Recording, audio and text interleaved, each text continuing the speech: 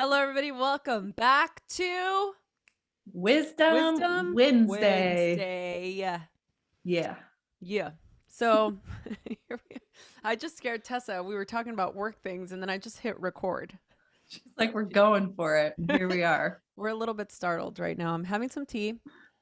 Me too. What kind of tea are you drinking? I'm doing chai rooibos. Since my traumatic episode of my month-long COVID experience, I stopped drinking caffeine. However, I have since had caffeine, but I'm only having it like 3 to 4 times a week. So I'm not Mm. doing it every day. It's just like 3 to 4 times a week and I'm only doing like a cup of either just one serving of matcha or I'm doing like a caffeinated sweet tangerine yogi tea. Mm. Yeah. So how are you feeling? Is your body super sensitive when you drink that one serving? Yes, for some reason it affects me intensely now. I don't know what that's about, but obviously so much of my health has changed and I even though it's been months now since COVID, I've had a lot of side effects. Like my hair started falling out. I think I've talked to you about this, but my hair was falling out. I Some of my sleep patterns were disrupted. Um Nothing major. I mean, my hair will grow back, hopefully. If Well, not, whatever. It's hair. yeah, but you can't even tell. Not that Right. that I I mean, don't I mean can to be tell. dismissive. Yeah. Right. No, Yeah. thank you for that. Of course.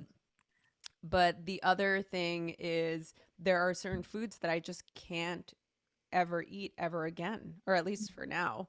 I've not been able to eat a banana since then. I don't know why. Like it doesn't taste good? The scent and the sight makes me want to gag. Huh. Which is Really? crazy, right? Because I used to put bananas in everything. I would eat a banana as a snack, banana and peanut butter. Can't have it. Huh. That's interesting. So, have you ever experienced this when you eat something and then you immediately get sick, like you vomit from it and then you can't eat that thing? Yes. Did that Strawberry daiquiris from Las Vegas. That's why I don't drink alcohol. that cured you for a lifetime? I mean, without getting too graphic, did something like that happen? I'm just Oh, this, during with the banana. No, yeah. I think it was just every single food that I was able to eat during while I was sick, which was not a lot. I didn't eat for days and it was mostly some just non-solid food, I guess. Yeah. Soups, can't ever eat those ever again. Just any of the foods that I would eat while I was sick, for some reason I just have an aversion to once I got better.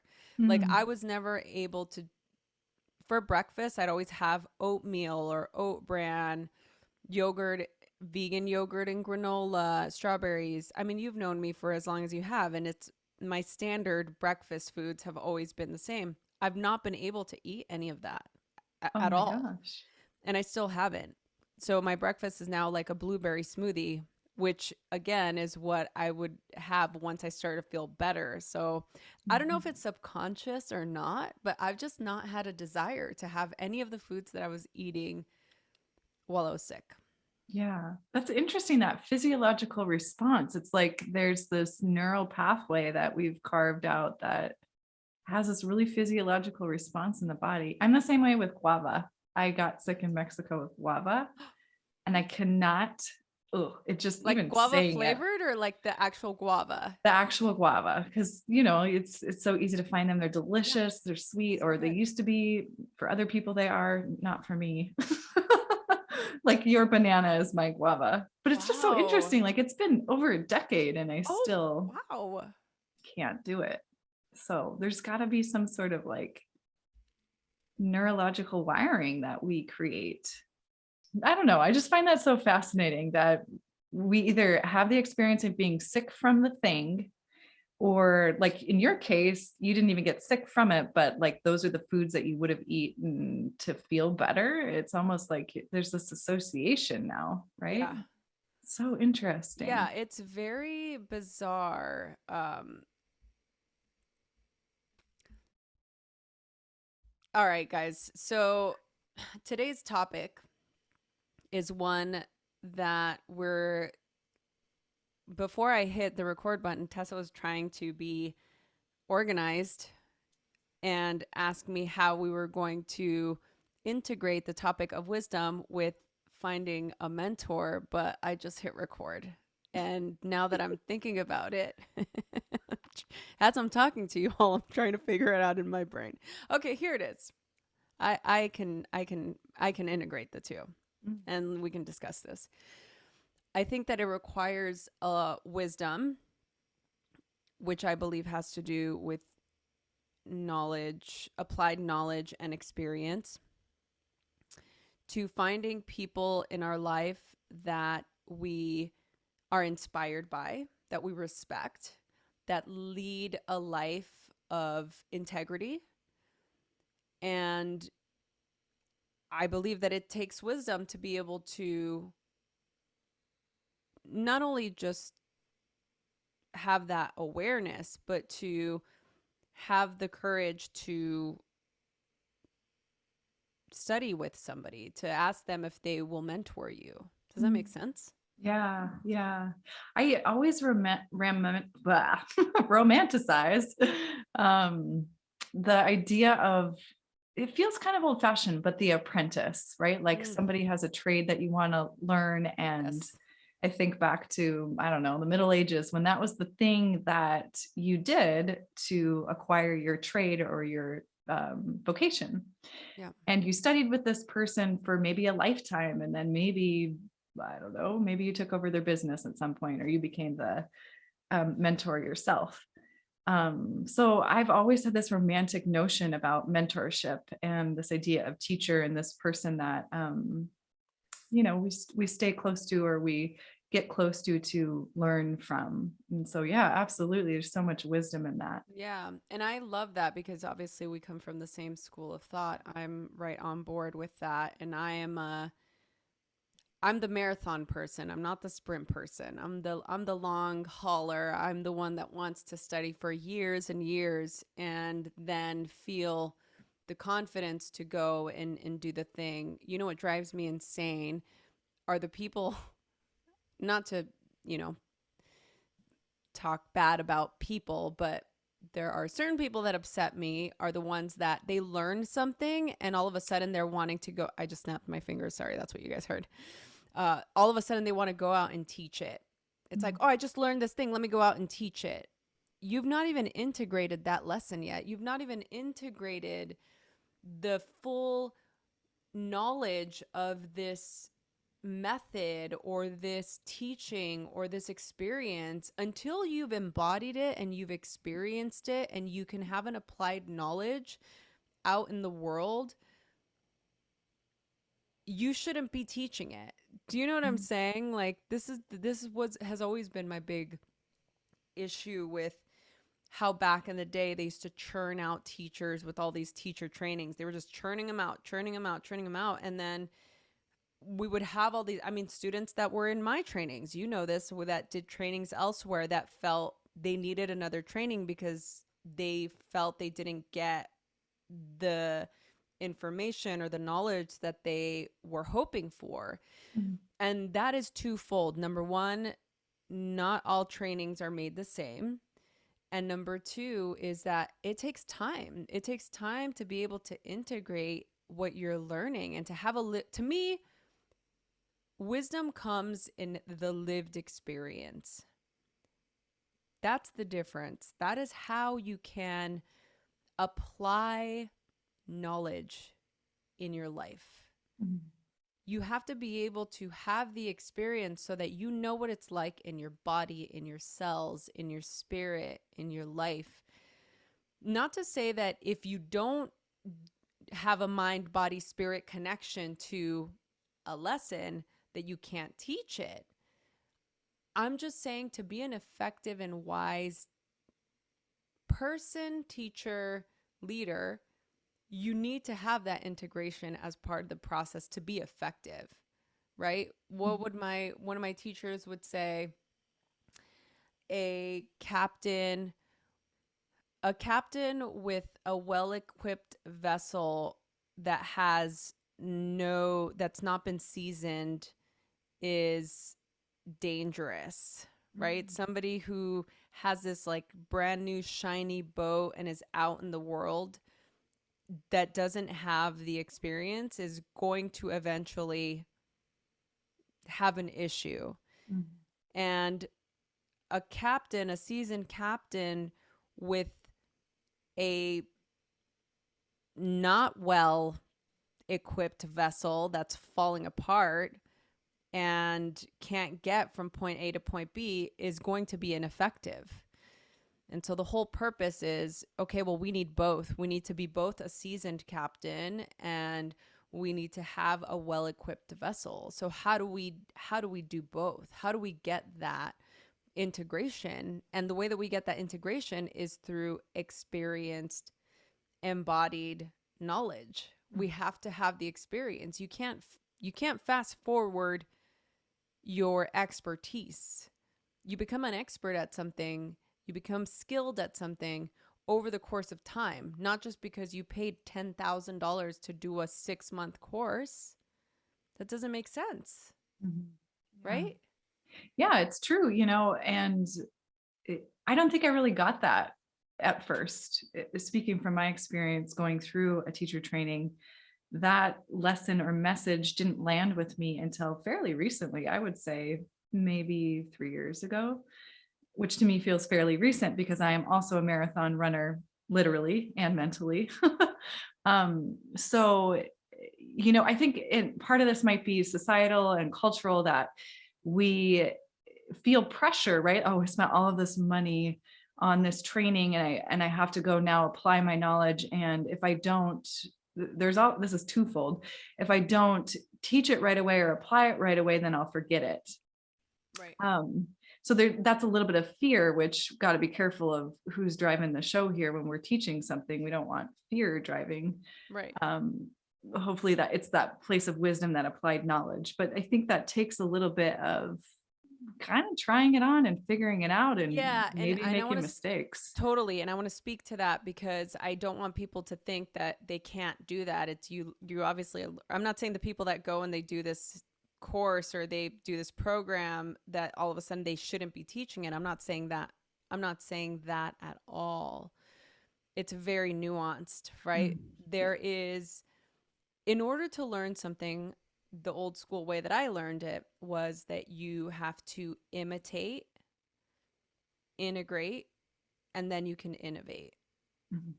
So in order for you to do that, yeah, you have to be able to mimic your teachers, but that's the whole point, is you have to have a mentor, you have to have a teacher that you know is of integrity, that is living the work that you want to be doing, that you can then learn from, begin to integrate, and you integrate it into yourself by actually putting it into practice in your life.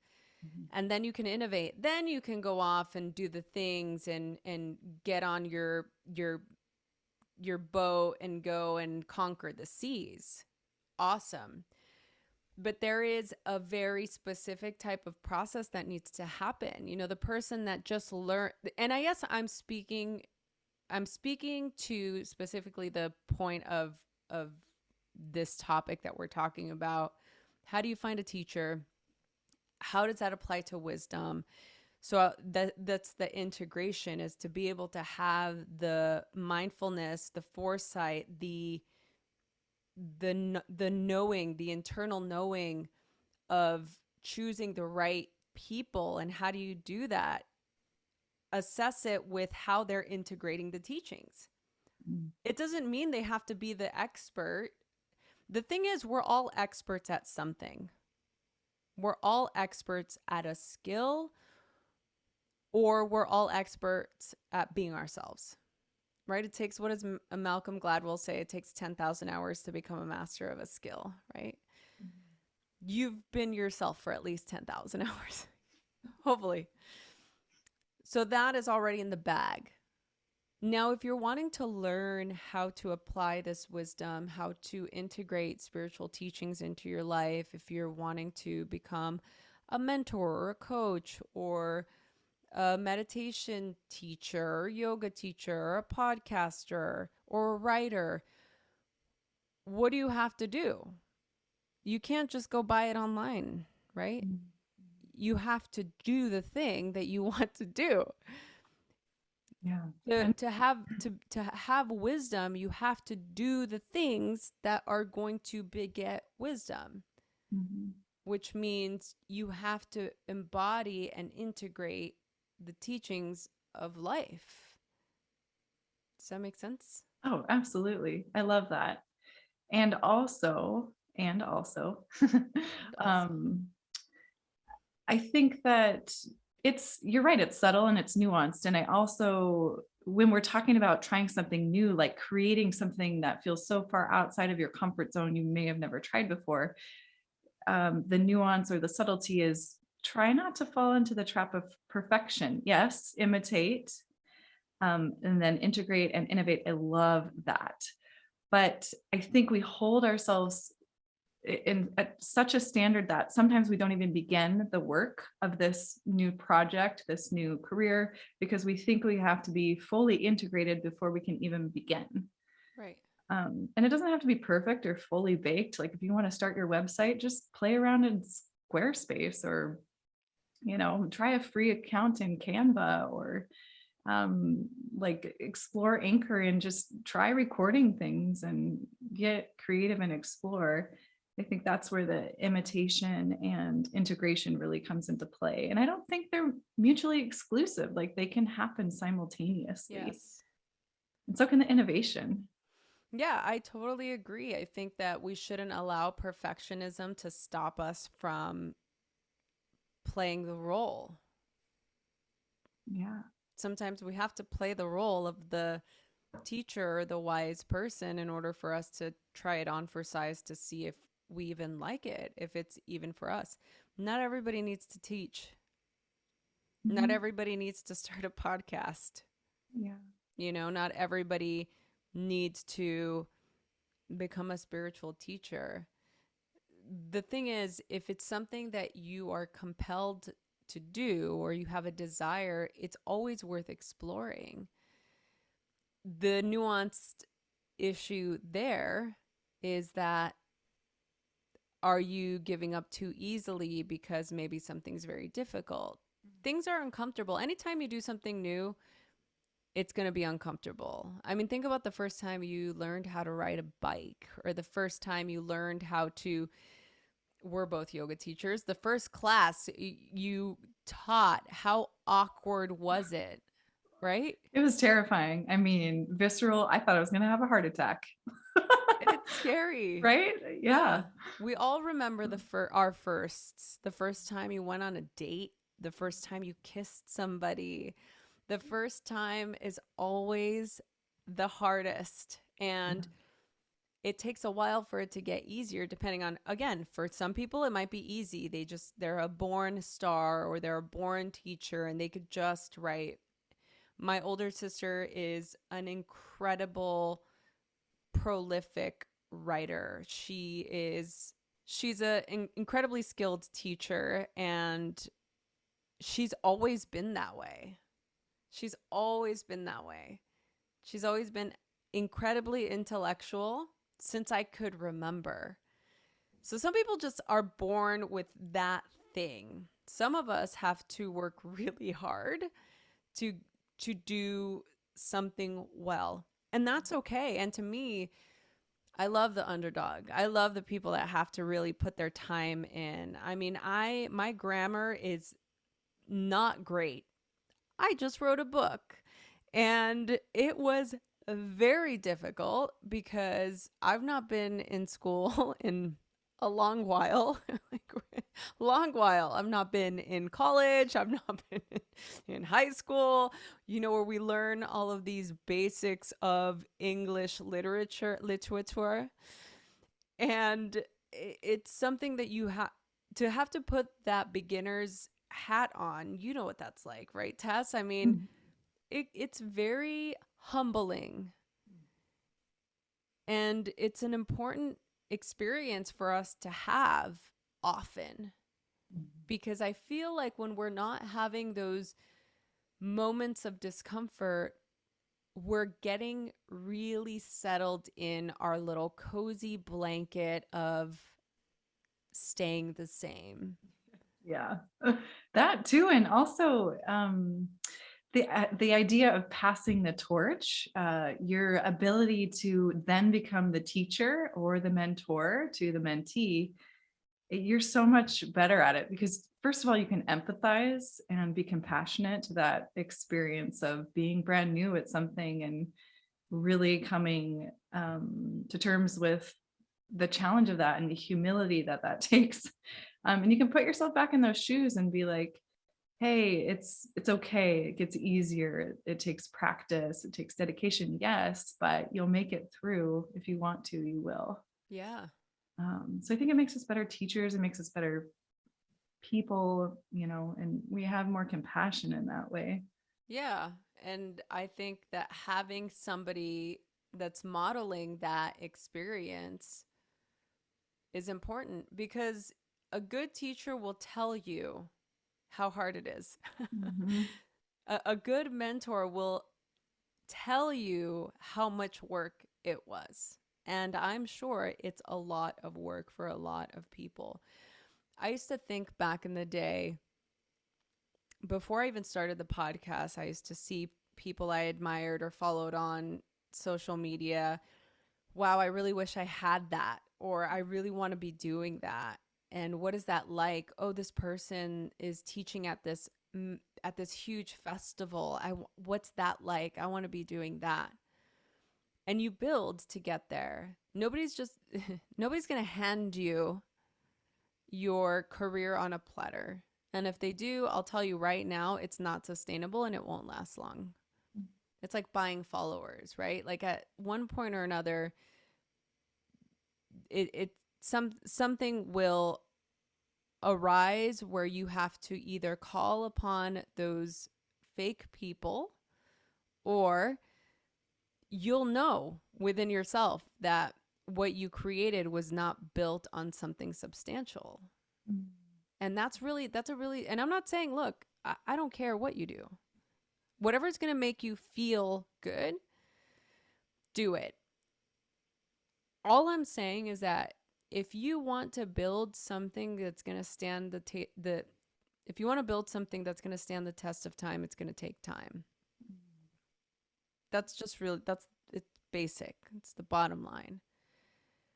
So I would always have this vision of, oh, if only I had this opportunity, or, oh, if only I was able to do this. And once I was able to get to a place in my career after years, and I'm telling you right now, I just had a memory pop up on my iPhone. You know how sometimes you get those memories on your iPhone? A Like a picture little shows up. picture. Yeah, a Yeah. little picture Uh-huh. shows up of my first market pitch place thing that I did when I first came up with the book idea back in 2015. It's a picture of me at the pitch marketplace. Uh-huh. So at the Willamette Writers Conference, I was living in Portland, and this is a funny story, actually. I don't know if I've ever actually talked about this before. So story time. I had gone to I'd gone to a psychic reading with my local psychic in Portland, Suzanne Jacques, who is incredibly gifted. She's written books. She is like incredibly connected psychic. She's the person that, I mean, like, I'm not even going to continue to talk her up. I've dealt with many psychic, plural, psychics in my day, and she's the only person that has been on point every single time. And it's crazy, right?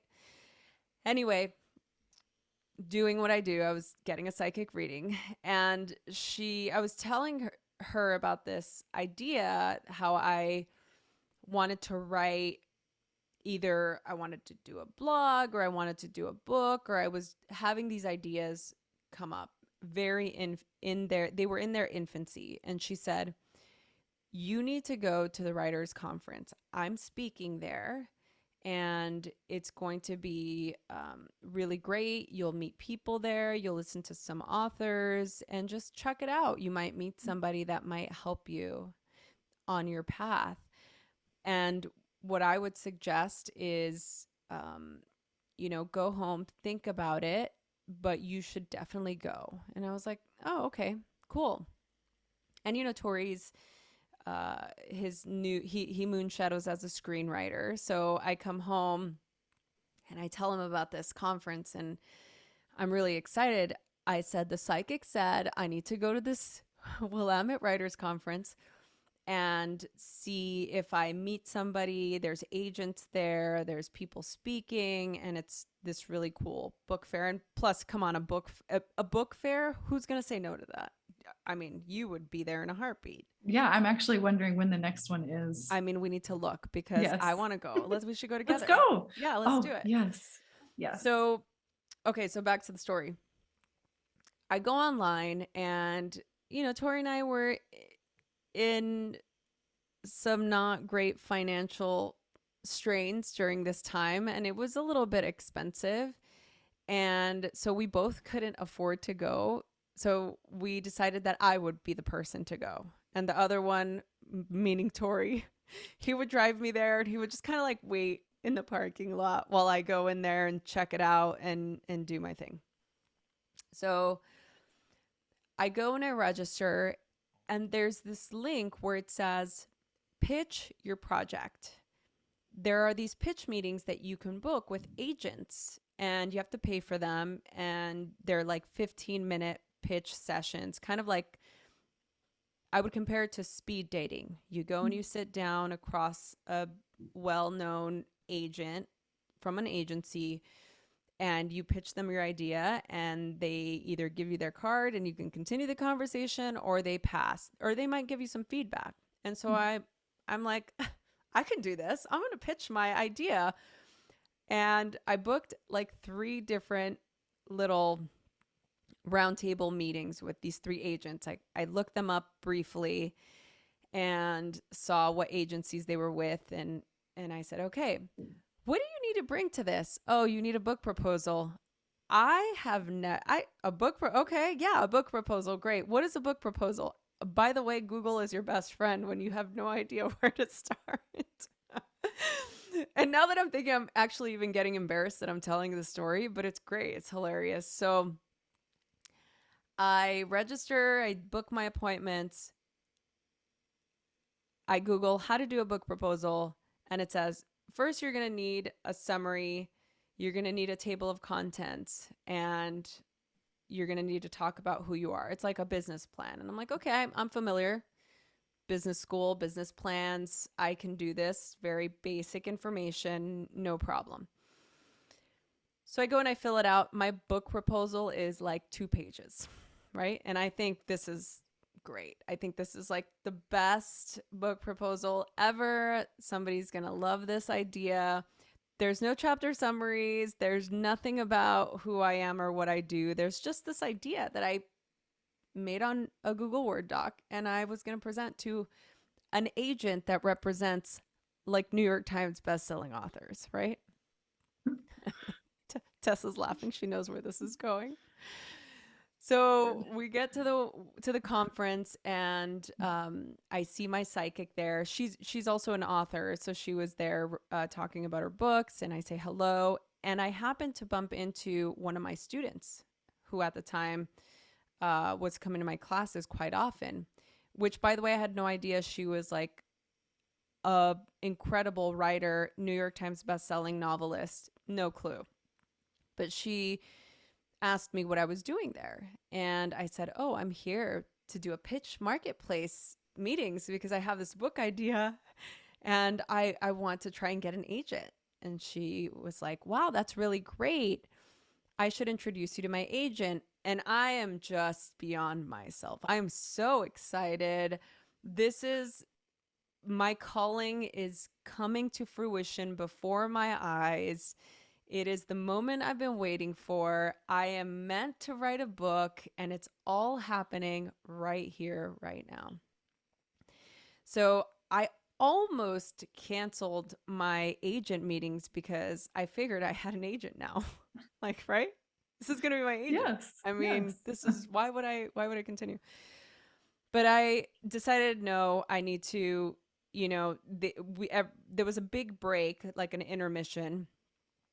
There was different breakout sessions. So it was like a conference, right? You have different rooms, different authors talking about different things.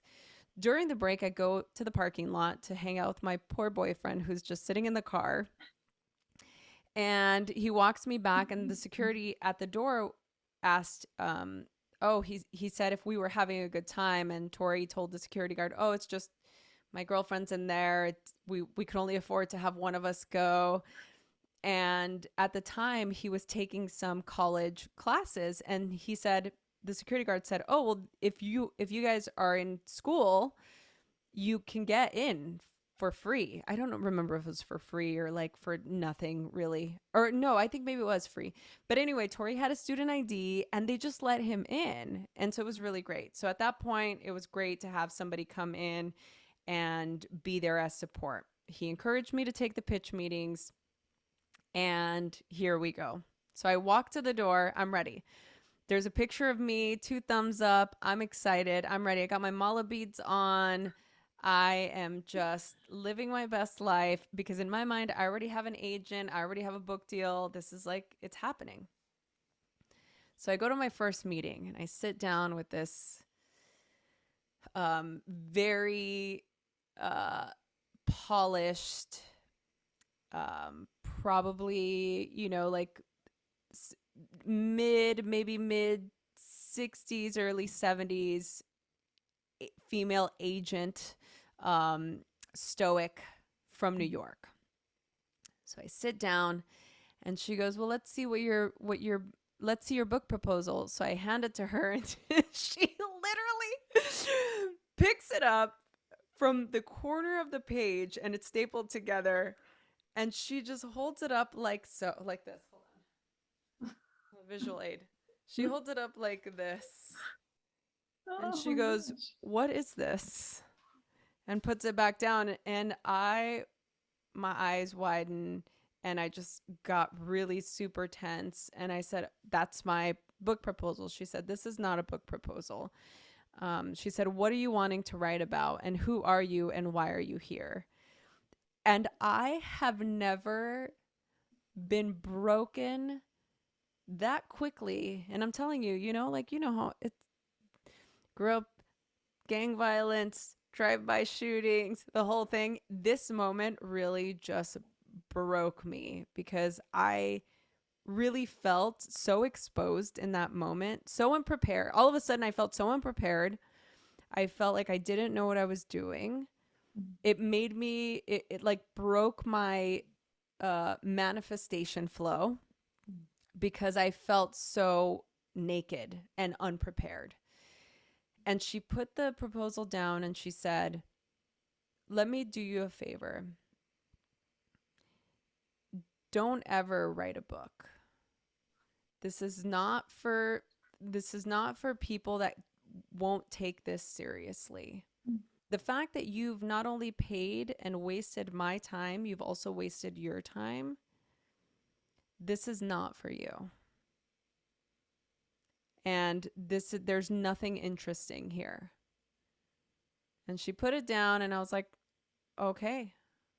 I grabbed my little 2-page book proposal, and I got up, and I was beginning to walk out the door because I was so upset. It was time. So the meetings are set up back to back. So that lasted about all of maybe 3 minutes, not long. So I got up, and I'm walking out the door, and I see Tori, and I just nod my head, and I'm like, we need to go. I can't be here anymore. This is not for me. And he looked at me in shock and said, how could you say, you just told me that you have an agent now, and that you're so excited, and now what happened?" And I explained to him briefly what happened, and he said, "Why don't you have the rest of your meetings and see how they go, and then we can go." And I'm like, "Okay, fine." So I kind of tool around a little bit, go back to my second meeting. Well, the agent that was supposed to be there ended up not showing up. So I'm already like 2 out of 3, just totally brokenhearted and deflated. And I feel like I am just so embarrassed. By the time the third person, it was the third pitch meeting, I was really debating leaving. And I'm sitting there waiting. And I'll never forget you, Caitlin Ketchum, from 10 Speed Press. Really like vibrant glasses, like sweet friend type of girl, you know, that like girl next door, but like kind of you can tell that she like loves to read. She comes and she sits down and she goes, "Hi, my name's Caitlin." And I'm like, "I'm Rosie." Um, she goes, "Well, what's your pitch?" And I just told her the truth. I said, "Well, I have to be honest. I don't have a real book proposal. I have this, and I picked it up just like the first lady had picked it up, my first rejection. I'm like, I have this, which apparently is not a book proposal. And I've actually never done this. And I don't really, I have an idea for a book, but I don't even know if it's something that anybody would be interested in doing." And she said, "Here's my card. I'd love to just get to know you and who you are and what you're wanting to do. And if you were to write a book, what kind of book it would be. And here's some information on how to write a book proposal. I suggest you find somebody like a writing coach or somebody that an author friend that can mentor you, that can show you how to do this. Because as you've said, and you've quickly learned, it's not that easy." And it was so loving and so compassionate and so kind. I got up and it was almost like I was left in a neutral place. I got really high really fast, and then I got really low really fast. And it was almost as if she brought me back to this neutral place of hope again. And after that, there was a lot of rejections that happened. I'm not going to go into the minutia of that. I will at some point, but I won't do this now. There were about 32 to 38 rejections in the time between that moment in 2015 until about the end of 2019, or I'm sorry, middle of 2019, before I found my agent for my book that I sold at the beginning of last year. So almost a 5-year process for me to get to a place where I wrote the book proposal that is about 60 pages long. I worked with a mentor coach, which you guys all know, and if you don't, Jeannie Faulkner is incredible. She's my writing godmother. Tessa knows her well. She's working with her now. And that's the story of how I was able to find the right people in my life to guide me from this place of not knowing and having high hopes and having a little bit of a reality check, a little bit of, I had a little piece of humble pie, which clearly I needed.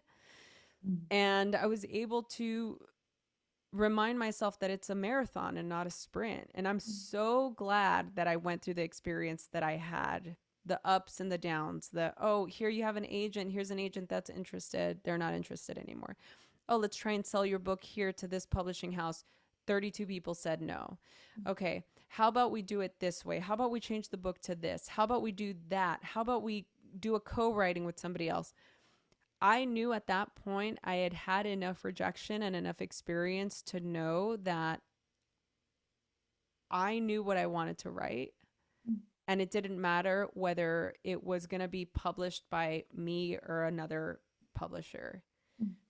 And that was only learned through having the right people in my life tell me the truth and be honest with me. So that's my story. I love it. Wow, I haven't heard that before. How interesting.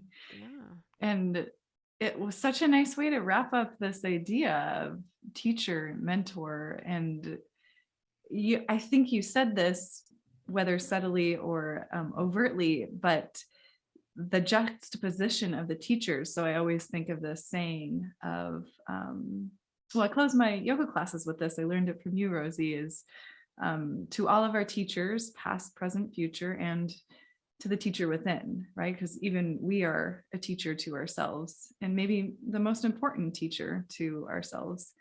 Um, so yeah, even the kind of not so nice New York uppity agent, a teacher, right? In her Yeah. own right, she taught you something valuable, and No, she was that, hardcore. And look, I love New yeah. York. I love New York agents. I love the East Coast. I love that New York vibe. I mean, they're like, I call them the no mess around crew, you know, like Mhm. they're legit. And absolutely, yeah, that I needed to hear. Maybe I wouldn't have chosen. I'm a lover, right? So I'm a nurturing person. I love to be nurtured as well.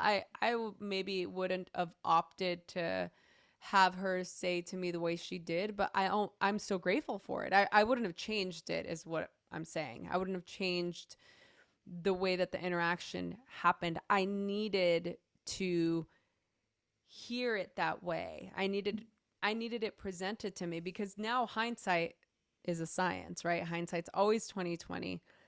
I think about myself now at this age and the age I was then. So that was what, 6 years ago, almost 7 years ago. Early 30s, just feeling like, oh, I've got this on lock. My career, I've been doing it for a while. I've been teaching, like this is something that I want to do. And I had no idea. I had just no clue.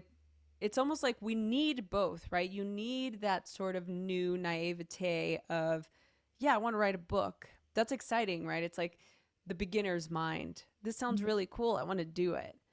But then having the reality of opening what's behind the curtain and seeing what is behind that Oz, seeing the circuitry, the operating systems behind the curtain is overwhelming. Mm. That's what people don't think about. They just see the big image, the projection outwardly. Oh, it must be so easy for you. It must be so easy to live this life or to have this career or to do this or to do that.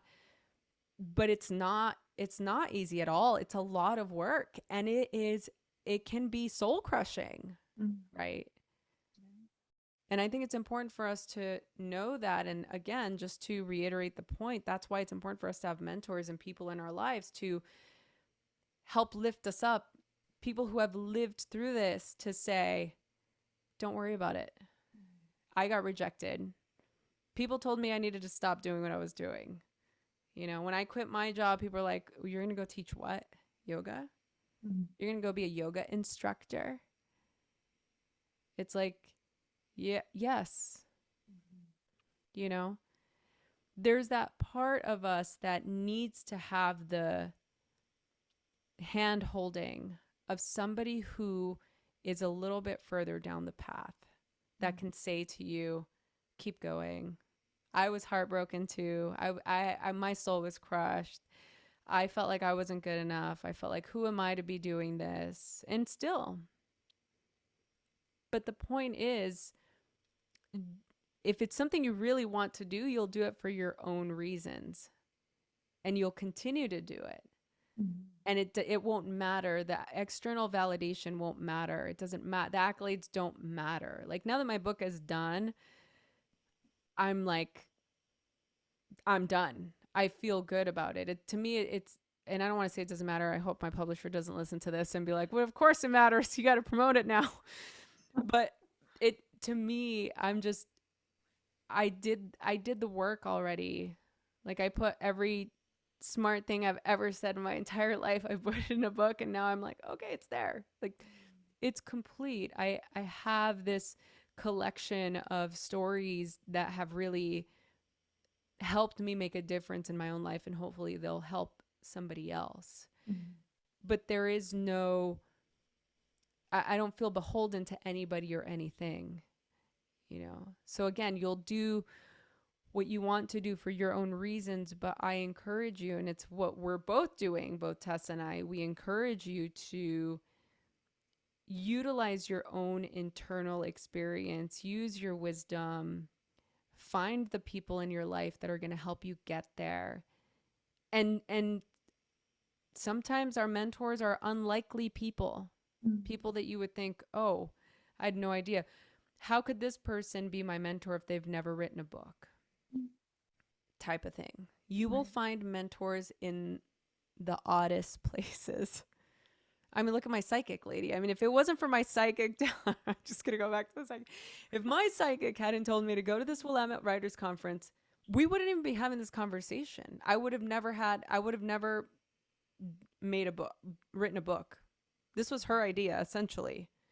She fed that little tiniest of seedlings, the Mhm. tiniest little thing that was just, just like the late Michael Stone encouraged me to start this podcast.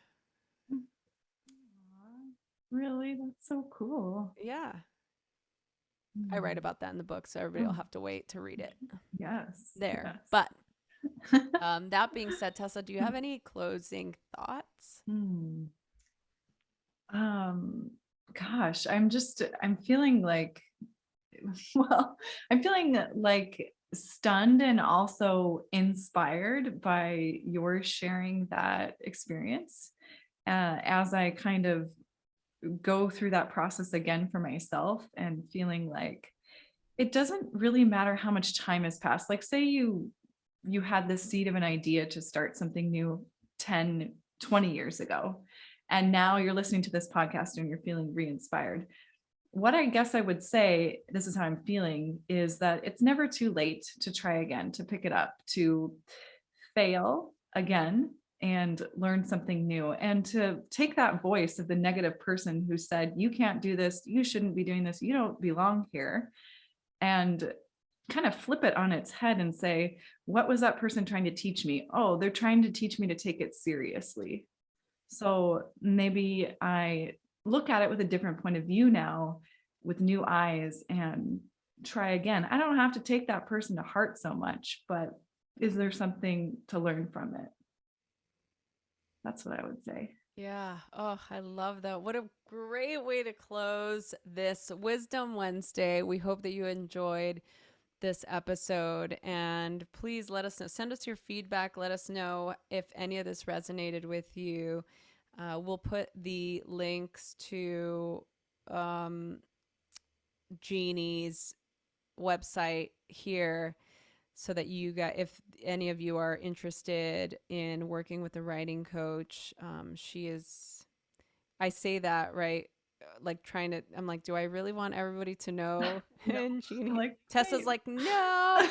um Uh, she is incredible, and you know what, she is, if you're serious about writing a book or creating a book proposal, um I believe that everybody has a book in them, whether they want to write it or not. Everybody has one in them. And especially after me going through this process, I really believe that now wholeheartedly, because there was so much I wanted to say and there was not enough space. mm, And that's encouraging for me because I love writing so much. And maybe it's not writing a book, maybe it's starting a blog, maybe it's just writing articles, or maybe it's just journaling, whatever it may be. For me, the reason why writing is so um, important in my life is because I've done it since I could write. mm, And I know that for Tessa, it's been a long, uh, romantic love affair she's had her entire life too. And so, yes, we love, obviously, I mean, that's what we do. We are interviewing authors here most of the time because we love reading. And so, yeah, so that's all I'll say. We'll put all those links in the show notes. Remember to subscribe, rate, and review wherever you get your podcasts. And remember that you are radically loved and radically supported. Thanks so much for listening.